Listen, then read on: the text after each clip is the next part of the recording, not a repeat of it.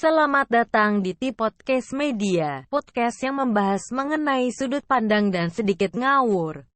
Selamat menyaksikan. Gandeng bro. Oke, assalamualaikum warahmatullahi wabarakatuh. Kembali lagi bersama kami di Podcast Media. Jadi pada hari ini kita kedatangan bintang tamu yang spesial banget, yaitu ada Mbak, panggilnya apa ini? Brother, bro. Ya, jadi ini agak baru kali ini cewek dipanggil brother ya teman-teman.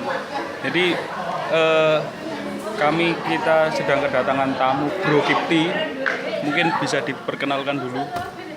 Halo teman-teman, perkenalkan nama beken aja ya, nggak usah nama lengkap. Nama beken, ternyata punya nama beken guys. Ya biasa, relatif namanya Kipti, biasa dipanggil Kipti. Berarti bisa dipanggil Bro Kip. Ya boleh lah, terserah. Jadi tema yang akan kita angkat pada hari ini adalah kenapa perempuan zaman sekarang harus berpendidikan. Nah, tema yang menarik benar-benar. Ya, jadi kalau kita melihat kondisi ya di realita di lapangan itu banyak sekali perempuan yang mungkin setelah lulus SMP atau SMA itu lebih memilih untuk ada yang bekerja, ada yang mungkin menikah muda gitu. Nah, sebenarnya apa sih urgensi pendidikan bagi perempuan itu? Kita akan membahasnya pada hari ini. Mungkin sebelum kita masuk ke tema, perlu saya sampaikan dulu, Bro Kip ini adalah mahasiswa akhir. Ya, mahasiswa akhir jurusan psikologi. Ya, dan mungkin kesibukan saat ini apa nih? Kalau kan ini lagi Covid nih. Kesibukan sekarang, kalau ditanya sedang berdamai dengan diri karena mencoba menerima bahwa nggak semuanya harus berjalan dengan rencana, sesuai rencana. Jadi ada hal-hal yang harus kayak mempersiapkan diri ke depannya kayak gimana gitu, karena goalsnya ternyata di kuliah ini belum berhenti di sini, masih harus lanjut lagi. Jadi belum menemukan goals yang di awal ingin dicapai, tapi akhirnya harus mundur karena ada kendala. Jadi sekarang masih dibilang meratapi nasib ya enggak juga ya, karena kita masih mencoba berdamai dengan diri. Jadi kalau bisa ditarik kesimpulan itu pengacara ya. Pengacara. Pengangguran banyak acara. Oke, jadi masuk ke tema nih Bro Kip. Jadi kenapa sih Bro Kip ini memilih untuk setelah lulus SMA apa SMK dulu? Dulu dari SMK. Dari SMK. Setelah lulus SMK, kenapa kok memilih untuk melanjutkan studi di universitas? Kalau ditanya soal mengapa memutuskan untuk kuliah, karena dulu karena keinginan dari awal ya. Dari masih dulu cita-citanya pengen jadi dokter sebenarnya. Tapi akhirnya waktu memilih pengennya SMA, tapi orang tua menyarankan untuk ke SMK biar setelah lulus langsung bekerja. Jadi sebenarnya kalau SMK sendiri itu kan tujuan utamanya kerja nggak sih? Ya betul ya? Betul. Ya itu kadang kan pasti kan ada kayak dilematis gitu ya. Aku mau kerja apa mau kuliah gitu. Dan kalau menurut hasil survei. Jadi kebanyakan anak-anak SMK itu lebih memilih untuk bekerja. Gitu. Ya itu motivasinya apa itu? Kenapa kok lebih memilih kuliah gitu? Motivasinya untuk memutuskan kuliah karena persaingan dunia kerja semakin ketat ya. Belum lagi didasari kalau kita hanya berpendidikan minim, cara kita menghadapi persaingan itu yang susah. Jadi sebenarnya kuliah pun belum menjamin kita untuk mendapatkan kerja yang kita inginkan. Tapi paling tidak dari kuliah kita bisa belajar. Maksudnya perjalanan hidup sebelum kita terjun ke dunia kerja yang sesungguhnya. Jadi kita harus bisa mempersiapkan. Nah, itu bisa didapat di kuliah. Jadi ada hal-hal yang jadi kita nggak sekedar di kuliahan itu nggak sekedar akademik aja, tapi kita juga bisa mempelajari hidup sesungguhnya. Jadi kadang itu kalau kita ngobrol tentang dunia perkuliahan gitu, pasti teman-teman itu kan berpikirnya ya kuliah terus belajar tambah 4 tahun lagi. Tapi sebenarnya di kuliah sendiri esensi dari kuliah itu apa sih sebenarnya? Mungkin kalau teman-teman anak-anak muda yang mungkin habis ini mau lulus itu kan bayanginnya mereka cuman paling ya belajar lagi terus cuman kayak baca lagi, ulangan lagi. Bener. Gitu. Ya itu gambaran awal ketika mau lulus SMK. Jadi aku mikirnya, wah ini nanti karena kan basicnya aku dulu SMK itu kan komputer. Awalnya aku mau ngambil jurusan di kuliah itu informatika. Jadi yang sejalan dengan dengan SMK, jurusan SMK. Nah tapi nyatanya setelah menjalani 3 tahun di SMK ini mikir aku belajar komputer 3 tahun aja pusingnya kayak gini, apalagi nanti kuliah sampai 4 tahun gitu kan. Jadi mikirnya sampai ke situ. Terus akhirnya memutuskan cari yang sejalan dengan cita-cita awal. Aku pengen jadi dokter, meskipun tidak bisa jadi dokter kesehatan, paling enggak dokter jiwa gitu ya awalnya. Nah, jadi biar enggak melenceng jauh dari cita-cita awal pengen jadi dokter, kemudian ngambil psikologi. Nah, ternyata setelah kuliah itu enggak kayak gambaran awal, wah nanti kalau kuliah mesti akademik, belajar tiap hari, menggeluti baca buku yang berat-berat gitu. Nyatanya enggak sama sekali teman-teman. Jadi setelah menjalani selama 4 tahun ya, bilang aja 4 tahun. Oke, 4 tahun. Ya kadaluarsa. Jadi 4 tahun di dunia perkuliahan akhirnya merasakan bahwa ternyata kuliah nggak melulu pada tiap hari belajar, tiap hari berkutat dengan hal-hal yang berbau pendidikan, tapi kita lebih mendalami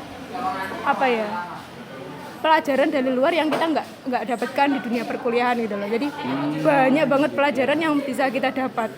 Mungkin kalau teman-teman pikirannya, wah nanti kuliah meski kayak ada gambaran gitu biasanya dosennya galak atau gimana gitu, menuntut tugas terus gitu. Sebenarnya enggak sih. Tugas itu malah menyenangkan. Jadi mengeksplor kemampuan kita gitu. Jadi malah hal-hal baru yang dari luar itu bisa buat kita pelajaran gitu. Jadi teman-teman mungkin yang punya pemikiran tugas itu menyebalkan itu siap. harus nyoba kayaknya kuliah. Jadi tapi dari Brokip sendiri ini ada kesulitan nggak sih? Maksudnya kan notabene SMK, lulus SMK itu ketika mendaftar ke perguruan tinggi itu ada kesulitan nggak sih? Kesulitannya mungkin secara individu ya, karena kita terlatih karena anak teknik ya basicnya, jadi kan terbiasa dengan kerja di lapangan. Nah, sedangkan kita kuliah itu setiap hari ya kayak gitu ya, nggak jauh-jauh dari di dalam kelas mendengarkan dosen menerangkan. Jadi mungkin di dunia perkuliahan itu greget gitu, pengen masa cuma gini aja, akhirnya malah menambah semangat gitu loh. Nah benar-benar dari yang biasanya SMK itu kan kita langsung di lapangan, tapi akhirnya kuliah gitu kan kayak gitu. Ada adrenalinnya meningkat, ada merasa tertantang hal-hal yang baru gitu ya. Oke.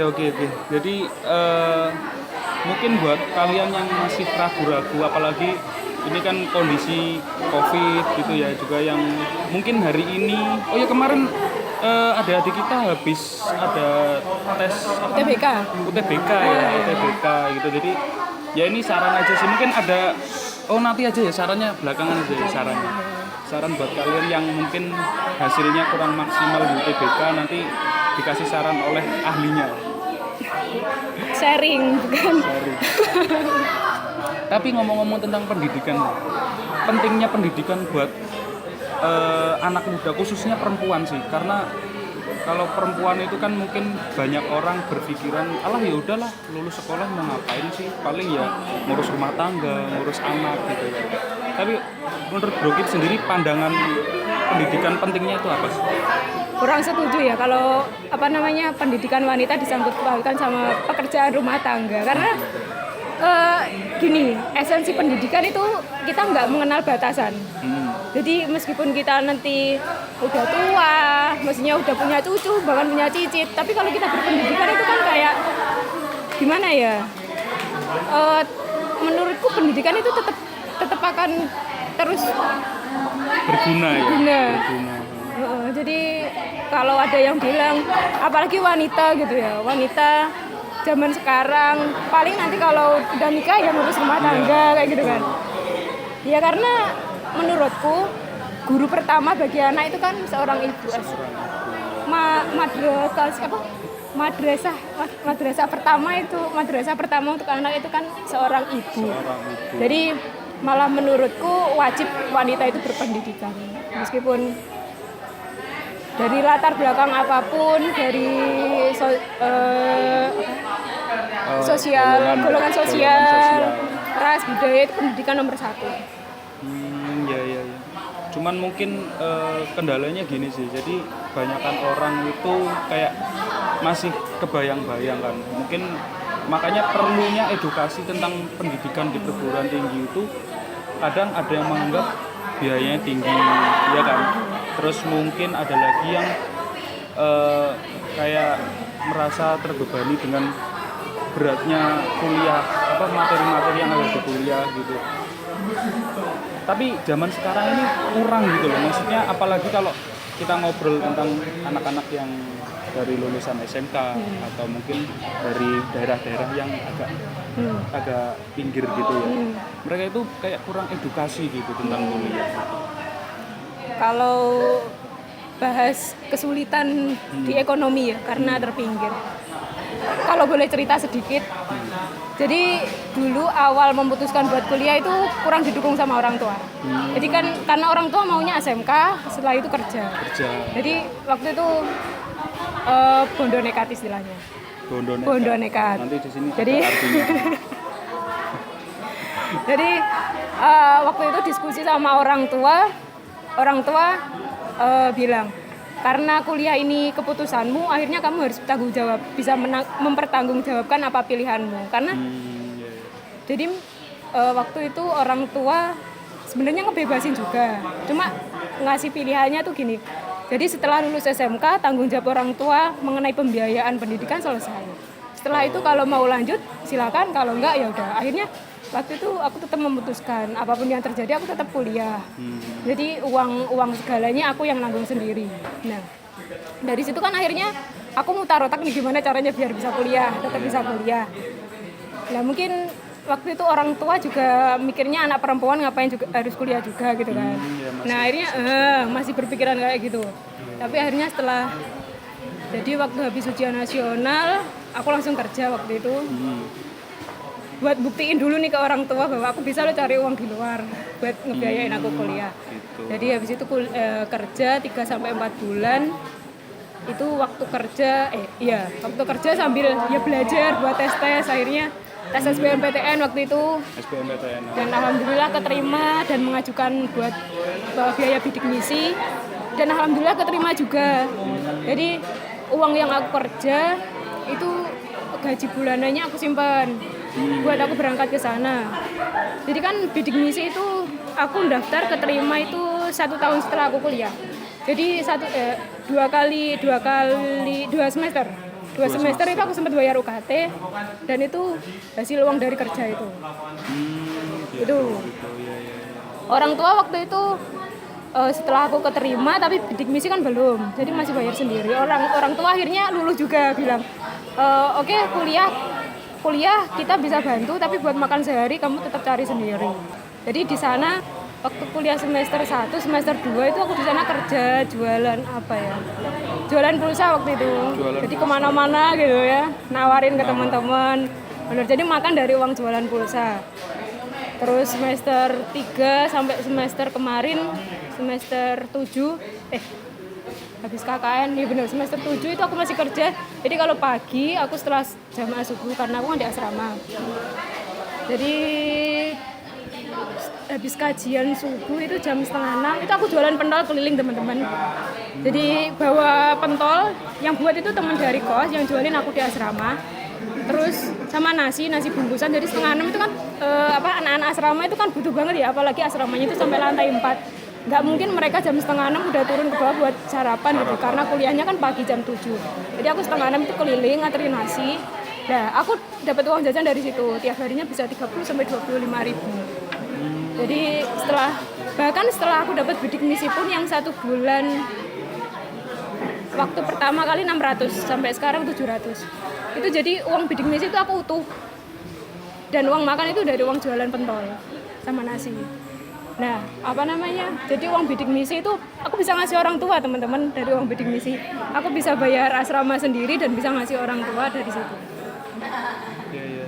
Cuman kalau ngomong beasiswa ini kayaknya banyak ya di kampus. Ya benar-benar banyak banget, bahkan beasiswa dari daerah juga ada. Kalau teman-teman berprestasi dari daerah, pernah mengikuti lomba kabupaten atau bahkan perwakilan dari daerah, itu bisa dari daerah bisa mengajukan. Kalau di kampus itu ada banyak banget, Jarum, PPA. Oh iya sih ya, PPA. Terus mungkin yang itu ya, PPA itu yang peningkatan prestasi akademik peningkatan itu. prestasi akademik, jadi IPK. Jadi buat teman-teman yang ngerasa aku wanita habis ini lulus ya apa, nyatanya ya aku bisa gitu loh. Aku wanita, juga berpendidikan, juga dapat pengalaman dari kerja juga. Dan mau wisuda. Ya, jadi gitu ya teman-teman, untuk apa sih ya, kayak pola pikir pemikirannya sih sebenarnya, mindsetnya itu kayaknya memang harus diperbaiki gitu ya. Benar-benar. Selain perempuan itu sebagai apa tadi, madrasah ya, Madrasah buat pertama. anak-anaknya. Dan sebenarnya kalau kita ngomong tentang biaya sendiri, nggak ya mungkin buat beberapa orang ya yang lebih mampu, oke lah, nggak masalah. Tapi buat teman-teman yang mungkin kurang gitu kan, jadi seperti yang tadi diceritakan oleh Bro Kip sendiri, banyak banget sih beasiswa, terus perjuangan kalian kalau memang kalian benar-benar ingin menjadi, sebenarnya kalau ingin menjadi sarjana kurang oke sih ya, ingin menjadi orang yang lebih berpendidikan. Nah, siap. Gitu. Karena sarjana Untuk apa gelar gitu ya kalau sarjana banyak, tapi yang punya pemikiran yang itu tidak komentar lah. Nanti ada sarjana yang nonton kacau. Nah, jadi saya lanjutkan ya, kembali lagi ke masalah tadi, kalian yang mungkin yang kendala biaya dan sebagainya. Cuman buat sekarang kita ngobrol buat yang teman-teman yang punya keinginan ke universitas. Jadi faktor utama apa sih perempuan kok ingin melanjutkan? Mungkin kalau tadi kita ngobrol yang kurang berminat, sekarang kita ngobrol yang berminat. mungkin kalau pandangan anak muda zaman sekarang itu kan ya gimana ya, kalau wanita berpendidikan itu kan harus mendapatkan laki-laki yang lebih darinya gitu kan ya. Jadi kan konotasinya mengarah ke bahwa wanita berpendidikan itu untuk mengalahkan laki-laki gitu kan, gitu kan. Padahal sebenarnya kodratnya wanita itu kan untuk dipimpin. Nah, kuliah itu bukan kita belajar untuk memimpin teman-teman. Jadi kuliah itu kita belajar buat bijaksana, bagaimana menerima kekurangan orang lain gitu. Yang mana tentang apa? Tentang faktor utama. Faktor utama. Jadi sebenarnya kuliah itu bukan untuk bagi wanita ya. Kuliah itu bukan untuk mengalahkan seorang laki-laki. Benar. Jadi mungkin banyak juga di luar sana laki-laki yang merasa minder mendekati seorang mahasiswi misalnya atau wanita yang berpendidikan. Jangan gitu teman-teman, karena dari pengalamanku juga bahwa wanita berpendidikan itu mereka mengerti bahwa pendidikannya itu bukan untuk mengalahkan laki-laki, tetapi untuk membangun keluarga yang lebih berkualitas. Jadi lebih berkualitas dari yang ya mungkin kalau kita bilangnya orang awam ya taunya berkeluarga ya gitu, kayak gitu aja gitu ya, maksudnya bisa mencukupi kebutuhan, hidup damai kayak gitu aja. Tapi kan mereka yang berpendidikan itu akan mengerti pola berumah tangga yang bisa mengembangkan karakter anak gitu kan. Bahwa anak-anak hebat itu kan terlahir dari keluarga yang luar biasa menurutku ya. Berpendidikan. Siap.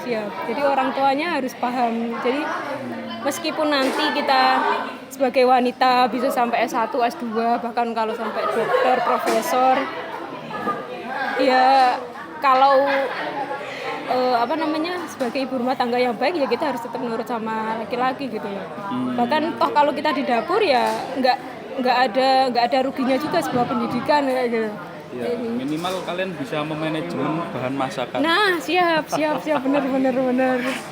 Tapi kalau pendidikan ini sebenarnya ada pernah kepikiran nggak sih kalau sudut pandang kita ngomong sudut pandang perempuan ya? Sudut pandang perempuan melanjutkan pendidikan itu untuk karir. Ada pernah pikiran gitu nggak kalau perempuan? Pernah. Jadi memang sebagian besar wanita yang kuliah itu kan prospeknya ke karir ya, sebagai wanita karir. Tapi di zaman sekarang itu kan wanita karir itu kan banyak diminati juga. Maksudnya bahkan mereka yang nggak kuliah pun setelah menikah juga mereka tetap berkarir gitu loh. Jadi apa ya, wanita karir. Cuman kayak nggak maksudnya dengan kuliah dia punya ambisi, misal punya cita-cita zaman TK atau zaman SD gitu. Mungkin kalau kita bicara dokter, oke lah, pasti dokter memang harus kuliah gitu.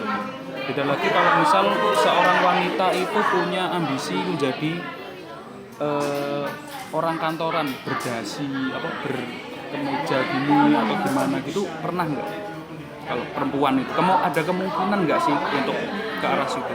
Ada banyak Ya? Banyak. Jadi nggak menutup kemungkinan wanita-wanita itu pengen apa ya? Sebenarnya bukan untuk menyaingi laki-laki, cuma mereka ingin mengeksplor diri karena mungkin ada figur yang membuat mereka tertarik pada sosok seorang pemimpin gitu. Akhirnya mereka berkeinginan untuk memimpin. Tapi, ada indikator ada. Tapi di luar konteks bahwa mereka di luar sebagai pemimpin masyarakat misalnya. Tapi kalau di lingkungan di lingkup keluarga kan beda lagi ceritanya. Maksudnya mereka punya, jadi semua orang itu sebenarnya punya peran mereka masing-masing di mana kita ada gitu loh. Maksudnya kalau kita di keluarga ya peran kita sebagai apa, kalau di luar sebagai apa gitu. Jadi kita harus bisa memanage peran kita lagi sedang ada di mana. Oh gitu, jadi lebih dititik beratkan di perannya gitu ya sebenarnya. Walaupun perempuan itu berpendidikan, ketika berada di rumah dia berperan sebagai ibu rumah tangga, ya dia harus sebagai ibu rumah tangga gitu. Oh gitu sih ya masuk. Jadi kalau mungkin gini sih, ini kita kembali lagi, kalau tadi kita udah ngobrol tentang perempuan yang susah kuliah, terus yang berminat kuliah, sekarang kita ngobrol tentang fenomena. Jadi fenomena di masyarakat kita itu banyak banget yang ya tadi ya yang seperti di awal disampaikan, lulus inginnya bekerja, lulus inginnya menikah. Dan ada lagi fenomena di mana orang tua itu memaksa anaknya kalau udah lulus langsung udah dinikahin aja. Apalagi kalau kita lihat di beberapa daerah gitu ya, ada yang perempuan itu di bawah 17 bahkan ya itu menikah. Nah, kalau menurut Bro Kip sendiri seperti apa sih kalau perempuan-perempuan yang diharuskan seperti itu? Karena kebetulan banget ya kuliah di daerah yang mayoritas pernikahan dini masih sangat. Jadi di Madura itu teman-teman udah bukan hal asing lagi menikah dini gitu. Mereka yang masih 15 tahun bahkan masih SMP itu mereka udah dinikahkan, itu udah biasa. Dan perjodohan itu biasanya mereka sejak dalam kandungan. Jadi di dalam kandungan itu mereka udah dijodohkan. Jadi orang tuanya udah saling kenal, nanti di usia berapa mereka akan dinikahkan. Jadi kesepakatan orang tua. Dan banyak juga teman-temanku yang kuliah itu sudah menikah mereka. Jadi setelah lulus mereka kebanyakan mereka tunangan dulu. Jadi tunangan, nanti setelah lulus mereka nikah. Jadi waktu masuk kuliah itu mereka udah pada punya tunangan. Itu banyak banget teman-teman kayak gitu. Jadi kalau dibilang pernikahan itu menghambat pendidikan, menurutku enggak. Karena setelah menikah pun kita berhak mendapatkan pendidikan gitu loh.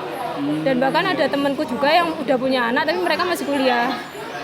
Karena memprioritaskan pendidikan, karena sebenarnya pendidikan itu kan tergantung kayak apa yang Adi bilang ya, prioritas mana. Berarti kayak pendidikan itu sebenarnya nggak bisa dilihat atau dipengaruhi oleh lingkungan? Bisa. Berarti misal nih kalau orang tuanya menuntut anaknya menikah, ya kan, terus di tengah-tengah mungkin nanti setelah menikah si anak ini pengen kuliah karena keinginannya sendiri itu sebenarnya nggak masalah kan.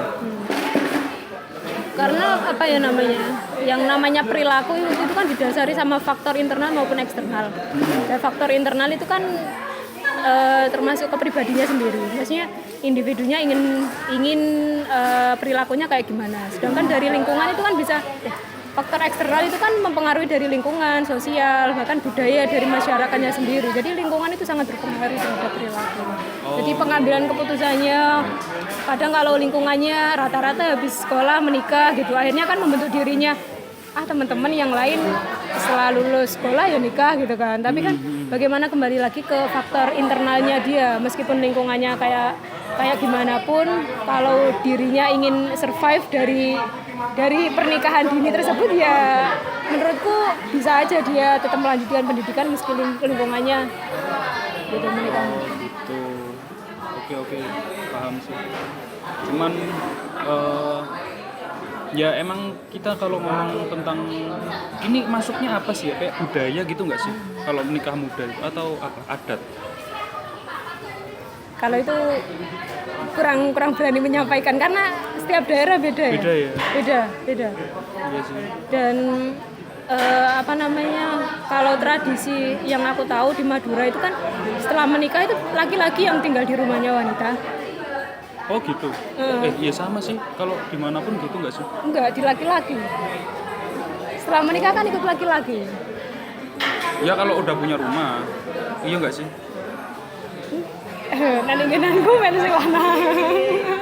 Oh nggak ngerti aku. Ya karena mohon maaf itu masalah pernikahan tidak bisa dijelaskan. Nah, Nanti kita akan bahas di narasumber yang sudah menikah. nah siap.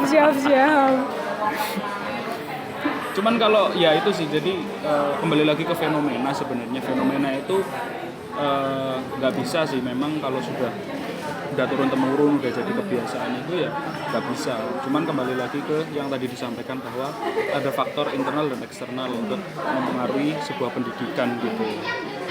Jadi mungkin dari Bro Kip sendiri ada saran nggak sih buat anak muda yang mungkin ya khususnya perempuan ya, anak muda khususnya perempuan yang mungkin pengen banget melanjutkan pendidikannya di perguruan tinggi?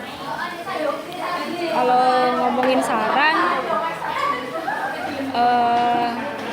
yang menyangkut budaya ya, maksudnya tadi kan kita kan udah bahas juga gimana kalau ada budaya yang mengatakan buat apa kuliah gitu kan, kita nggak bisa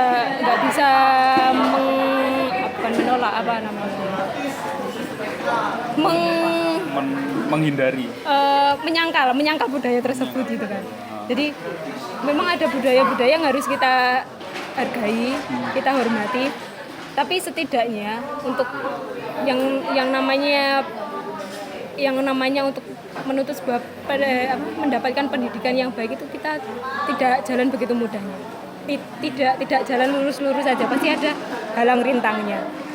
Buat teman-teman yang terhalang sama budaya atau tradisi yang melarang untuk berpendidikan tinggi, mungkin bisa disiasati dengan kita menghargai budaya tersebut, tapi kita juga tetap berjuang untuk meraih pendidikan gitu teman-teman. Jadi mungkin kalau ditentang sama orang lain, kita bilang kita menghargai, tapi kita berpendidikan bukan untuk bukan untuk menghilangkan budaya tersebut, tapi untuk membuka wawasan gitu loh, bahwa kita bisa, meskipun budaya kita menuntut kita untuk berhenti di sini, tapi kita nyatanya bisa sampai di sini gitu. Jadi mengarah ke pembuktian aja gitu. Jadi buat teman-teman bisa motivasinya, kalau motivasi kuliahnya itu untuk membuktikan ke orang-orang bahwa di budaya seperti apapun kita tetap bisa berpendidikan, kita wajib berpendidikan gitu. Dan caranya lagi mungkin buat wanita jangan pernah takut untuk meraih pendidikan setinggi apapun, karena ya itu, pendidikan itu bukan penghalang untuk apapun. Nanti toh misalnya setelah lulus harus kerja di rumah, misalnya harus jadi ibu rumah tangga, nggak apa-apa teman-teman, karena banyak banget tutor yang aku dapatkan di Madura itu. Jadi ibu pembimbing aku di asrama itu, beliau itu lulusan S2, tapi beliau tidak bekerja apa-apa, dia hanya mengasuh anaknya. Tapi dari situ saya dapat belajar gitu loh, dari orang tua yang berpendidikan itu cara mendidik anaknya itu berbeda. Jadi cara menyampaikan larangan ke anak itu berbeda, cara mengungkapkan yang baik yang buruk pada anak itu kayak gimana gitu ya. Jadi mengajarkan benar salah itu dengan cara yang elegan sih. Kayak gitu. Jadi apa yang namanya? Menurutku pendidikan tinggi buat wanita nggak akan pernah salah meskipun itu nanti kita hanya sebagai ibu rumah tangga. Jadi pendidikan bukan penghalang untuk kita menjadi istri soleh. Jadi apalagi ya sarannya? Oh, ini saran buat yang tadi masalah UTBK. Jadi buat teman-teman mungkin yang kalau nggak salah Agustus kan keluar nih hasilnya. Buat teman-teman atau adik-adik kita yang mungkin belum bisa melanjutkan atau diterima itu gimana sarannya? Kalian jangan berkecil hati teman-teman karena kesempatan sangat luas. Meskipun nanti kalian belum diberi kesempatan buat diterima di UTBK, tapi paling enggak masih banyak kampus lain atau kampus swasta yang bisa menerima pendaftaran gitu kan. Dan banyak juga kok beasiswa di sekolah di perguruan tinggi swasta. Kalau memang belum rezeki di tahun ini bisa coba di tahun depan lagi. Karena UTBK kan 3 tahun ya. 3 tahun. 3 tahun. Jangan menyerah, masih ada 2 tahun lagi. Mungkin terakhir sebelum kita menutup perbincangan kita pada siang hari ini, 3 kata buat menggambarkan perempuan yang terdidik itu apa sih? Perempuan terdidik. Perempuan terdidik. 3 kata. Berkualitas. Apa lagi? Kan aku pria. Berkualitas, elegan, ladang emas. Berkualitas, elegan, ladang emas. Ladang emas dianggap 1 kata. Oke, gitu aja teman-teman. Terima kasih banyak buat Brokip ya. Nanti buat teman-teman yang mungkin pengen sharing-sharing tentang pendidikan atau tentang perempuan, ya ini ahlinya, karena Belum ahlinya. setengah ahli daripada saya. Kalau gitu boleh ya? Kita beda track ya. Aku tracknya lurus-lurus aja. Kalau kamu kayaknya belok-belok. Ya buat teman-teman mungkin yang mau ya sharing-sharing lah, kita sharing sambil belajar bareng aja. Bisa DM di IG-nya di sini, ntar aku kasih di mana ya? Oh di kolom deskripsi aja ya. Nanti aku kasih linknya @98 Mariatul _Kiptia. Gitu. Jangan lupa DM ke Brokip. Ya, boleh panggil bro, boleh panggil gitu ya. Oke, terima kasih teman-teman buat yang sudah nonton. Jangan lupa tetap dukung channel ini dengan klik tombol subscribe-nya. Dan kita akan kembali lagi nanti di perbincangan lain. Dan mungkin kalau ada waktu kita bisa ngobrol tentang hal lain lagi ya Brokip ya. Karena sebenarnya banyak banget sih yang bisa kita obrolin, mulai dari perempuan. Terus Brokip ini juga aktivis di kampus. Cuman karena kita fokusnya hari ini kita bahas tentang perempuan yang berpendidikan. Nanti mungkin kita bikin perbincangan baru yang pembahasan mengenai aktivis kampus gitu ya. Jangan lupa tonton terus video dari di podcast media. Sampai jumpa. Bye. Terima kasih buat kalian yang sudah menonton video ini. Tetap jaga kesehatan, gunakan masker setiap keluar rumah, dan cuci tangan setelah melakukan aktivitas.